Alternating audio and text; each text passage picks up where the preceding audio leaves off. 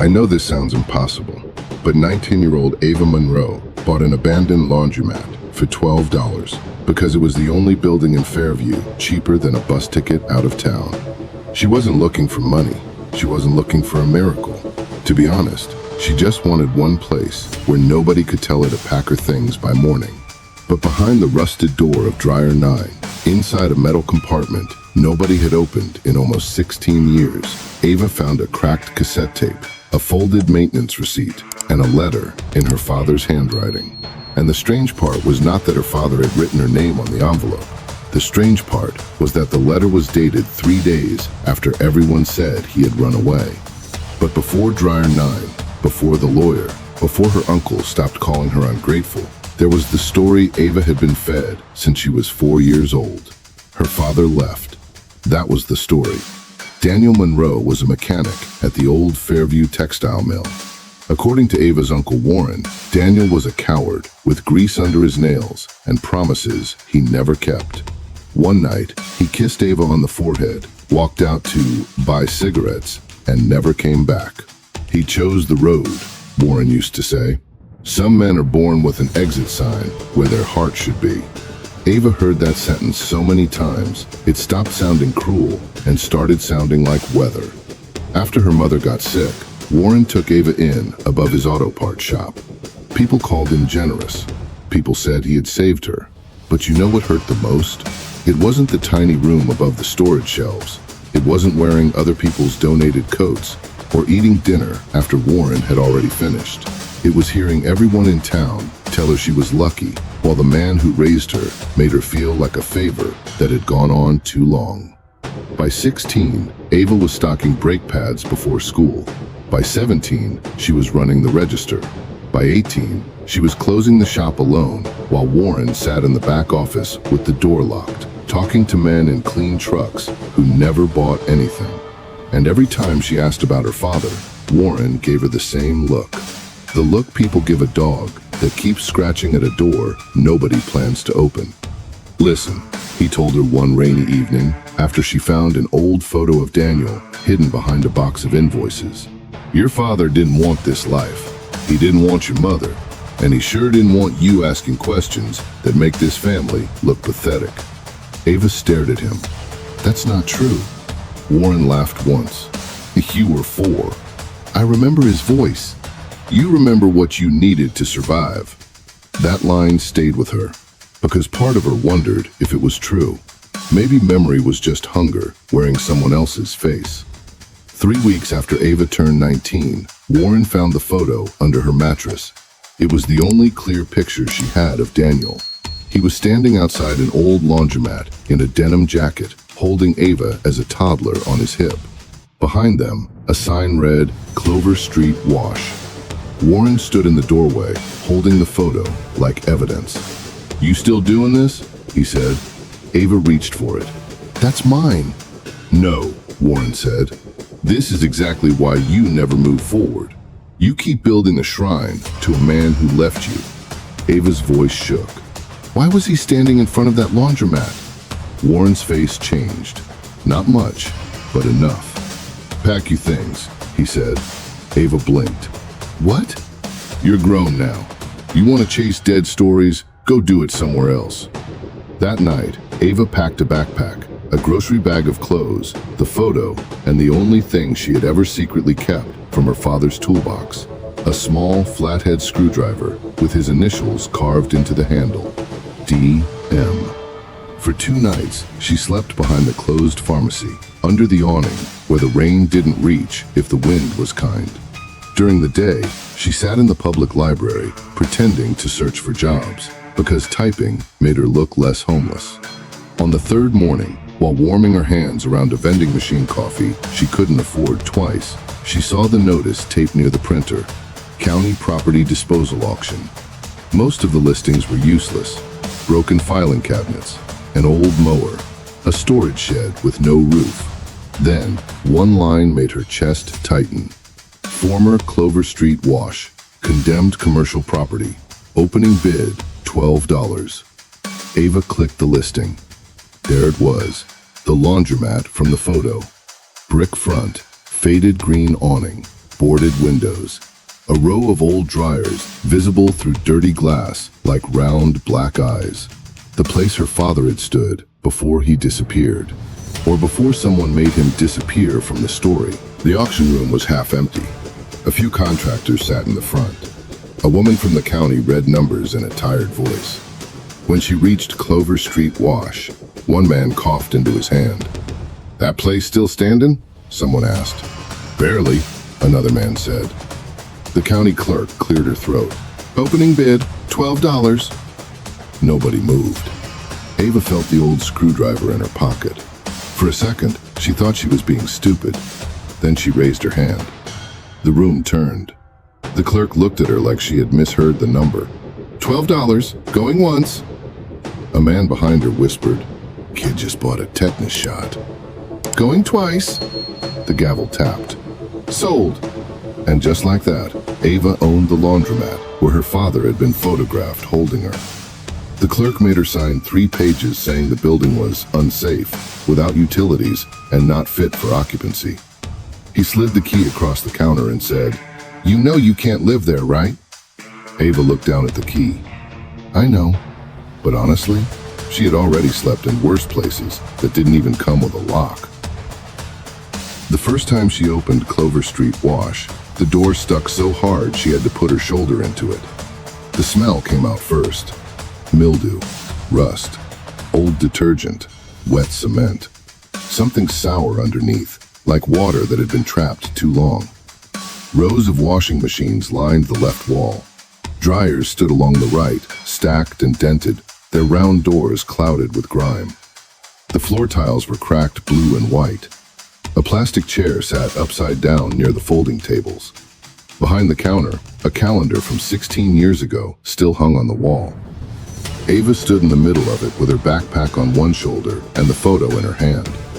Her father had been here. Not in a story, not in one of Warren's warnings. Here. She walked slowly past the dryers. Dryer 4 had no door. Dryer 6 was full of leaves. Dryer 8 had a bird's nest inside it. Dryer 9 was closed. Not just closed, clean. The metal around the handle had been wiped, not recently, but differently than the rest. Less rust, less dust. And above the coin slot, someone had scratched 2 tiny letters into the paint. DM. Ava pulled out her father's old screwdriver. Her hand shook so badly, she dropped it the first time. The coin panel on Dryer 9 had 4 screws. 3 came loose easily. The 4th fought her until she nearly cried from frustration. "Come on," she whispered. "Please." The panel opened. Inside, behind the rusted coin box, was a narrow space wrapped in gray tape. Ava reached in and pulled out a small oilcloth pouch. For a moment, she just held it. The laundromat was silent, except for rain tapping the boarded windows. Inside the pouch were 3 things: a cassette tape, a folded maintenance receipt, and an envelope with her name written across the front. Ava. Not to whoever finds this, not to my daughter someday. Ava. Her father had written her name like he expected the paper to wait for her. She sat on the cold tile floor in front of Dryer 9 and opened the letter. My bug. If you found this, then somebody finally took you back to Clover Street. I need you to know something before anyone tells you another version. I did not leave you. Ava stopped reading. Her throat closed. She read the line again. I did not leave you. The letter continued. Warren found out I had proof. I was going to the county the next morning. If I did not make it back, he was going to tell people I ran. He knows how to make people believe him. He always has. Ava looked toward the front windows. Outside, a truck passed slowly. She lowered the paper. The maintenance receipt was from the old textile mill, not the laundromat.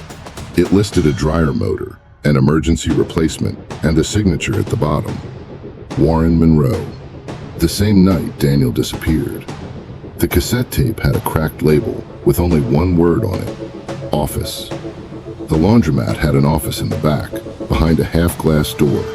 The lock was broken. Inside was a metal desk, a dead phone, empty shelves, and a small cassette player sitting under a pile of yellowed forms, like someone had left it there yesterday. Ava stared at it. "No way," she whispered. The player needed batteries. She found two and a flashlight under the counter.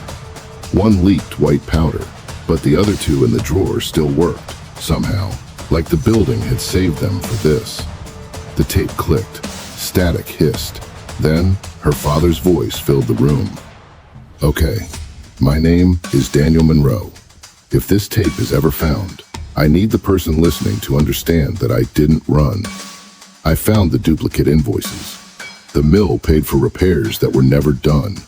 Warren signed off on the work, and men from Glenridge Development collected the checks." Ava pressed one hand against her mouth. Daniel's voice shook, but he kept going. "They used the laundromat to hide the cash payments. Dryer 9, coin box compartment. I put copies in there. If anything happens to me, look at the receipt numbers. Follow the repair orders." Then another voice came through the tape. Warren, clear, angry. "You think anybody is going to believe you? You're a mill rat with a broke wife and a kid. I have friends at the county." Daniel said, "I'm not letting you steal from people who can't afford to lose another paycheck." Warren laughed. "You're not letting me? Listen to yourself." The tape crackled. Then Warren said the line that made Ava's whole body go cold.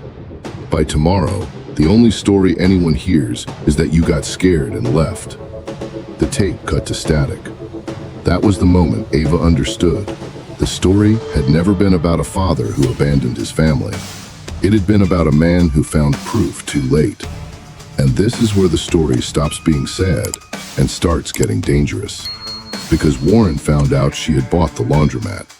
He arrived that evening in his clean gray truck, parking outside the broken windows, like he still owned every room Ava stood in. She was behind the counter with the tape in her coat pocket when he walked in. "You need to give me the key," he said. Ava stared at him. "To my building? To a condemned property you don't understand?" "No," she said. "I think I finally understand it." Warren's eyes moved to dryer 9, just once, but Ava saw it. "What did you open?" he asked. Ava's voice stayed quiet. "You told me he left." Warren's jaw tightened. "He did. He made a tape." For the first time in her life, Warren looked afraid. Not guilty, afraid. "Give it to me." Ava stepped back. "I didn't want revenge," she said. "I just wanted to know why my father never came home." Warren took one step closer.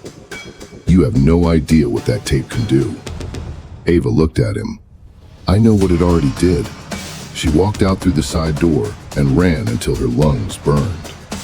The next morning, Ava took the cassette, the receipt, the letter, and the old invoices she found behind dryer 9 to the only person in town who had ever spoken kindly about her father. Mrs. Ruth Bell, the retired bookkeeper from the textile mill. Ruth lived in a yellow house with a ramp and too many wind chimes. When Ava played the tape, Ruth sat very still. Then she closed her eyes.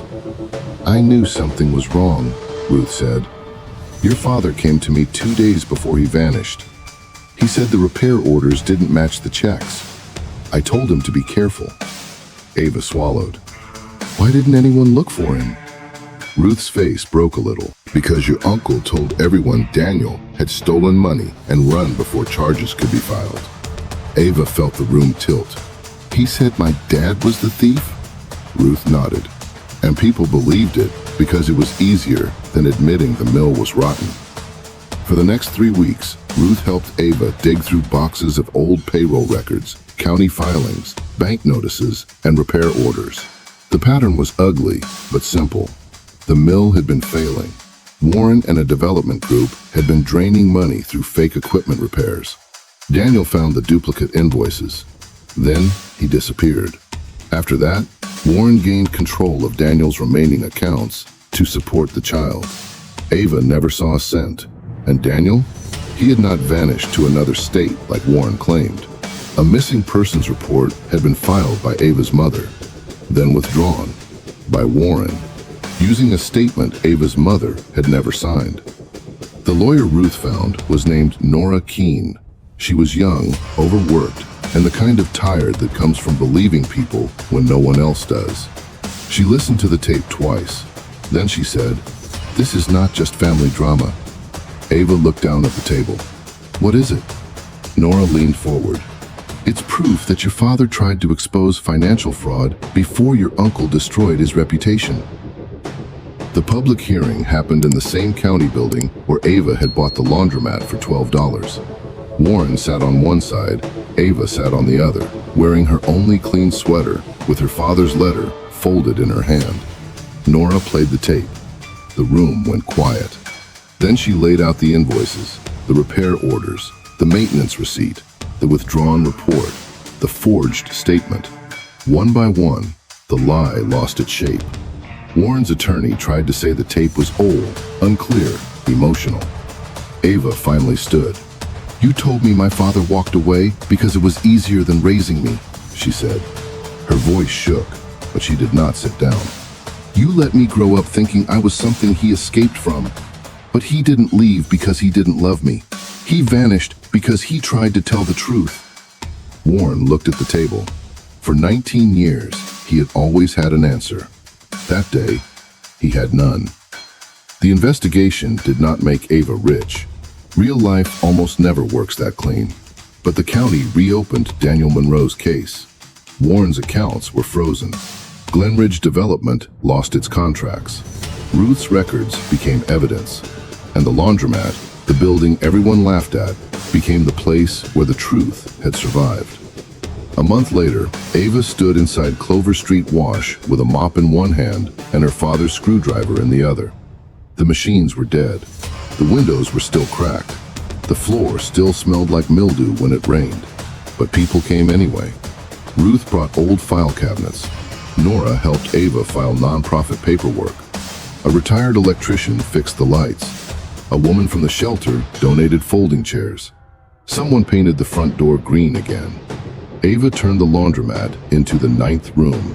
Not a shelter exactly, not a museum. A place for kids who had nowhere to wait while the world decided whether they mattered. There were washers that worked by winter. A job board over the folding table. Legal help twice a month. A small room in the back where anyone could sit, breathe, and not be asked to explain their whole life before getting warm. Dryer 9 stayed open behind glass.